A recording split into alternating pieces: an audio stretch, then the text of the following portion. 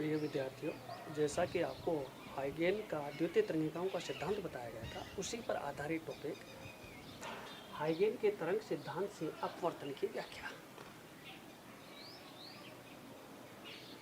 इसमें देखिए, मान लिया एम डैश एक पारदर्शक तल है जो दो पारदर्शक माध्यमों को अलग करता है। तल के ऊपर माध्यम में प्रकाश का वेग c1 मान लिया तथा नीचे वाले माध्यम में प्रकाश का वेग c2 मान लिया। तो पहले माध्यम के सापेक्ष दूसरे माध्यम का अपवर्तनांक म्यू इक्वल टू c1/c2। पहले माध्यम में प्रकाश का वेग तथा दूसरे माध्यम में प्रकाश के वेग का अनुपात अपवर्तनांक कहलाता है। समीकरण मान लिया इस पारदर्शक तल पर ए बी समतल तरंगाकर आपतित हो रहा है। आपको पता है कि समतल तरंगाकर के लंबवत दिशा में खींची गई रेखाएं प्रकाश किरणें कहलाती हैं। किरण 1, 2 और 3 ये आपतित प्रकाश किरणें हैं तथा ए बी को हम आपतित समतल तरंगाकर कहेंगे, जो इस तल पर एक नियत कोण से आपतित हो रहा है। आपको पता है हाइगेन ने बताया था कि तरंगाकर का प्रत्येक बिंदु नए प्रकाश स्रोत की भांति व्यवहार करता है। इसलिए इस आपतित समतल तरंगाकर का प्रत्येक बिंदु नए प्रकाश स्रोत की भांति व्यवहार करेगा। माना ए बिंदु से द्वितीय तरंगिकाएं उत्सर्जित हो रही हैं, तो इस माध्यम में c1 वेग से संचरित होकर के इस पारदर्शक तल के b डैश बिंदु पर t समय में पहुंचती है। तो ये तरंगिकाएं c1t दूरी तय कर लेती है। ठीक उसी समय B बिंदु से उत्सर्जित द्वितीयक तरंगिकाएं भी इस पारदर्शक तल को पार करके इस दूसरे पारदर्शक माध्यम में संचरित होती हैं और t समय में c2 वेग से c2t दूरी तय कर लेती है। B बिंदु से उत्सर्जित द्वितीय तरंगिकाओं द्वारा तय किए गए पथ का निर्धारण करने के लिए B बिंदु को केंद्र मानकर c2t त्रिज्या का चाप घुमाते हैं। ये चाप घुमा देगा। अब इस चाप पर B डैश बिंदु से स्पर्श रेखा खींचते हैं A डैश B डैश। तो ये A dash B dash t समय बाद अपवर्तित तरंगागर होगा तथा इसके लंबवत दिशा में खींची गई ये रेखाएं अपवर्तित किरणें होंगी। B डैश B बिंदु पर ये अभिलंब बनाते हैं, इसी प्रकार से B डैश बिंदु पर भी अभिलंब बनाते हैं। ये आपतन कोण हो गया I, अर्थात आपतित किरण व अभिलंब के मध्य बना कोण आपतन कोण कहलाता है तथा अपवर्तित किरण व अभिलंब के मध्य बना कोण अपवर्तन कोण कहलाता है। ये अपवर्तन कोण आ रहा है। ये कोण I है, ये कोण 90 डिग्री, तो ये कोण हो गया 90 माइनस I। और ये पूरा कोण 90 डिग्री है, तो ये कोण हो गया I। ठीक उसी प्रकार से ये कोण R है, ये पूरा कोण 90 डिग्री है, तो ये 90 माइनस R हो गया और ये 90 माइनस R है, तो ये कोण R हो गया।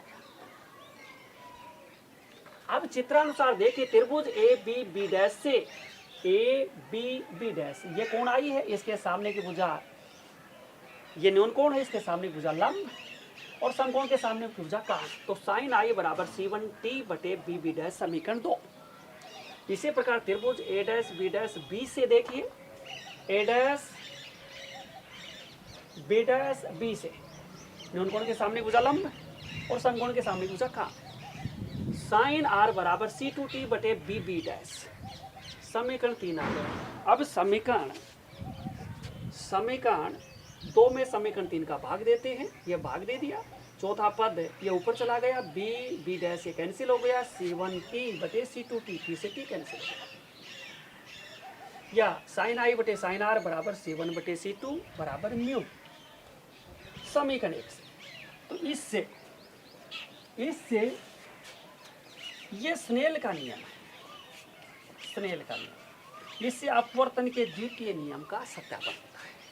साथ ही साथ आपतित किरण, अपवर्तित किरण और आपतन बिंदु पर अभिलंब तीनों एक ही तल में हैं, इससे अपवर्तन के प्रथम नियम का सत्यापन होता है। तो इस प्रकार से हाइगेन के तरंग सिद्धांत द्वारा अपवर्तन की व्याख्या की जाती है, अर्थात अपवर्तन के नियमों का सत्यापन किया जाता है। ठीक इसी प्रकार से हाइगेन के तरंग सिद्धांत से परावर्तन की व्याख्या भी करते हैं। देखिए,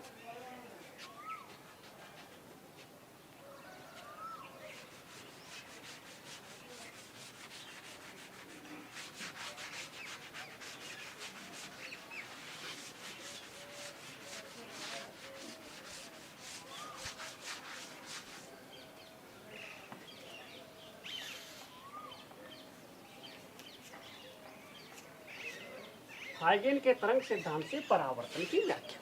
इसके लिए देखिए, परावर्तन क्रिया अपारदर्शक तलों से होती है और चमकदार अपारदर्शक तलों से परावर्तन क्रिया अच्छी होती है। देखिए, ये मान लिया एक चमकदार अपारदर्शक तल है, एम चमकदार अपारदर्शक तल, ठीक है। अब मान लिया इस चमकदार अपारदर्शक तल पर यह समतल तरंगाग्र ए बी आपतित हो रहा है। ए बी ये समतल तरंगाग्र, आपतित समतल तरंगाग्र तल से इस चमकदार अपारदर्शक तल से नियत कोण बनाते हुए आपतित हो रहा है। तरंगाग्र के लंब दिशा में खींची गई रेखाएं प्रकाश किरणें कहलाती हैं। ये प्रकाश किरण, इनको हम कहेंगे आपतित किरण, और ये आपतित तरंगाग्र है और ये 90 डिग्री का कोण होता है, क्योंकि प्रकाश किरणें तरंगाग्र के लंबवत दिशा में होती हैं। ये तरंगाग्र आपतित हो गया। अब आपको पता है हाइगेन के द्वितीय तरंगिकाओं के सिद्धांतानुसार तरंगाग्र का प्रत्येक बिंदु नए प्रकाश स्रोत की भांति व्यवहार करता है। इसलिए देखिए, ए बिंदु नए प्रकाश स्रोत की भांति व्यवहार करेगा और द्वितीय तरंगिकाएं उत्सर्जित करेगा जो सी वेग से संचरित होंगी। मान लिया ए बिंदु से उत्सर्जित द्वितीय तरंगिकाएं सी वेग से संचरित होकर टी समय में अपारदर्शक तल के बी डैश बिंदु पर पहुंचती है, तो द्वितीय तरंगिकाओं द्वारा तय की गई दूरी का मान हो गया सी टी। ये दूरी हो गई सी टी, ठीक है, ये सी टी हो।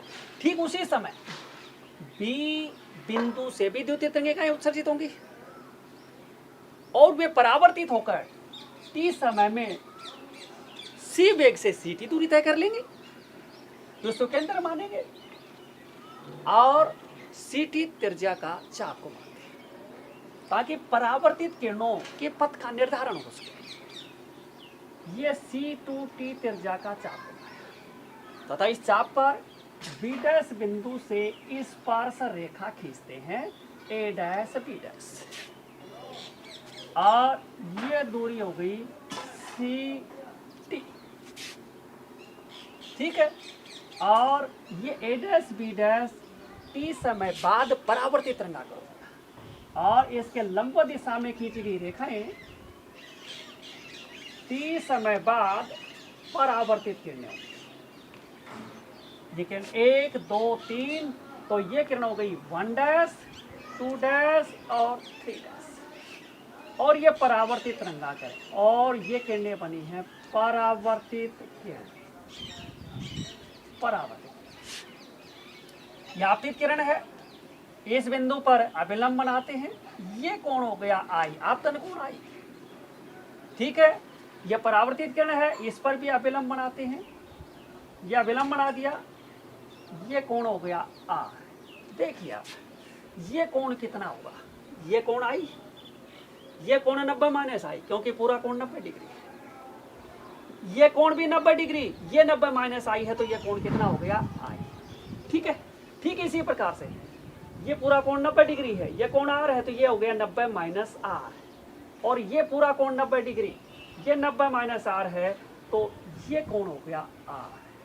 अब इन दोनों त्रिभुजों को अलग से बनाते हैं। देखिए, ये कोण आई, बी ए, ये 90 डिग्री का कोण, ये बी डैश, और ये दूरी है सी। इसी के संगत आर कोण वाली त्रिभुज भी बनाते हैं। देखिए, ये कोण है 90 डिग्री, समकोण, ये ए डैश बिंदु, ये बी डैश बिंदु, और ये बी, और ए डैश बी बराबर सी, और ये कोण है आर। अब देखिए, चित्रानुसार त्रिभुज ए बी बी डैश व त्रिभुज ए डैश बी में देखो, कोण ए बराबर कोण ए डैश बराबर 90 डिग्री, ठीक है। भुजा ए बी डैश बराबर ए डैश बी बराबर सी टी तथा बी बी डैश बराबर बी डैश बी उभयनिष्ठ भुजा, उभयनिष्ठ भुजा। तो भुजा कोण भुजा सर्वांग समता पर में से, सर्वांग समता पर में से क्या आएगा देखिए, त्रिभुज ए बी बी डैश सर्वांग सम होगी त्रिभुज ए डैश बी डैश बी। इसलिए सर्वांग सम त्रिभुजों में संगत भुजाएं और संगत कोण समान होते हैं, इसलिए कोण आई बराबर क्या हो गया, कोण आर, और इससे परावर्तन के द्वितीय नियम का सत्यापन होता है। साथ ही देखिए आपतित किरण, परावर्तित किरण और आपतन बिंदु पर अभिलंब तीनों एक ही तल में है, इससे परावर्तन के द्वितीय नियम का भी सत्यापन होता है। तो इस प्रकार से हाइगन ने अपने द्वितीय तरंगिकाओं के सिद्धांत द्वारा परावर्तन और अपवर्तन की व्याख्या की। धन्यवाद।